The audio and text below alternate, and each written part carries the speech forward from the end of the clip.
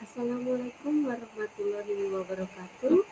Perkenalkan, nama saya Dwi Wulandiyani, nomor absen 35.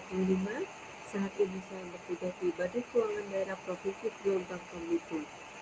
Kali ini kita akan membahas sedikit terkait dengan pendidikan anti korupsi. Apa itu pendidikan anti korupsi? Pendidikan anti korupsi merupakan suatu upaya untuk meningkatkan kesadaran masyarakat tentang bahaya korupsi dan memberikan pengetahuan serta pemahaman yang lebih baik tentang etika dan integritas dalam kehidupan sehari-hari. Pendidikan anti korupsi juga bertujuan untuk mendorong terciptanya tata kelola pemerintahan yang bersih dan berintegrasi. Untuk memberantas korupsi, dibutuhkan 3 strategi khusus. Yang pertama yaitu penindakan atau penegakan hukum untuk memberikan efek jera agar tidak diulangi lagi. Yang kedua yaitu perbaikan sistem agar menutup celah-celah untuk menutup kemungkinan terjadinya korupsi. Yang ketiga yaitu pendidikan anti korupsi, di mana untuk menanamkan nilai-nilai integritas dan menumbuhkan kesadaran untuk tidak melakukan korupsi, di antaranya melalui kampanye dan sosialisasi. Pada implementasinya, pemantauan dilakukan melalui sistem pengawasan yang ada di tiap daerah. Berikut adalah 8 progres keberhasilan daerah yang dapat menjadi area pencegahan korupsi.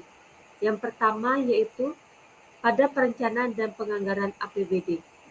Dalam perumusan anggaran, dibutuhkan sistem terpadu dan terbuka di mana melalui sistem ini memungkinkan adanya menerima saran dan pemantauan langsung dari masyarakat, hingga nantinya setiap progres APBD dapat terlihat jalur pemantauannya, mulai dari aplikasi perencanaan APBD, analisis standar biaya, integrasi perencanaan dan penganggaran APBD.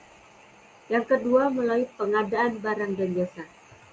Sistem pengadaan barang dan jasa selain menggunakan tender, juga menggunakan e-katalog.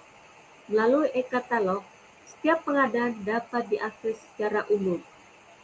Yang ketiga, pelayanan terpadu satu pintu, di mana untuk mempermudah proses perizinan satu pintu dan mencegah praktek pungli dan suap, dibutuhkan pemantauan pengurusan mulai dari pendataan izin regulasi dan infrastruktur, serta proses perizinan hingga pengendalian dan pengawasan. Yang keempat, APIP. APIP adalah aparat pengawas internal pemerintahan, dalam hal ini yaitu Inspektorat. Dibutuhkan pemantauan dan kompetensi APIP untuk pencegahan terhadap korupsi. Yang kelima, manajemen ASN. Seluruh proses ASN telah didukung oleh regulasi dan memenuhi standar yang sudah ditetapkan. Usaha praktek jual beli jabatan atau penetapan seseorang berdasarkan kompetensinya dapat dipantau melalui beberapa indikator, yaitu penilaian kinerja, LHKPN dan pengendalian gratifikasi, dan juga benturan kepentingan. Selanjutnya yaitu pengelolaan BMD atau manajemen aset daerah.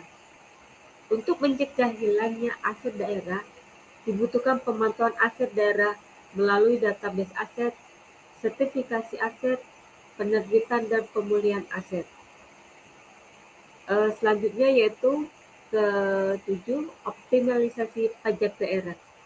Hal ini dilakukan untuk meningkatkan optimalisasi penerimaan pendapatan daerah yang dilakukan perangkat daerah.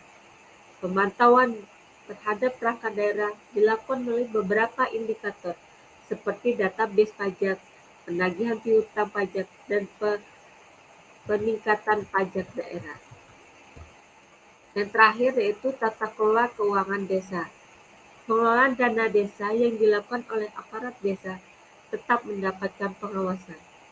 Dibutuhkan sistem akuntabilitas dan pengelolaan dana desa bagi pemerintah daerah, mengingat jumlah anggaran yang sangat besar. KPK merupakan penyelenggara negara yang bertugas untuk mencegah korupsi bersama dengan kepolisian dan kejaksaan. Namun, untuk memberantas korupsi bukan menjadi tanggung jawab ketiga instansi tersebut.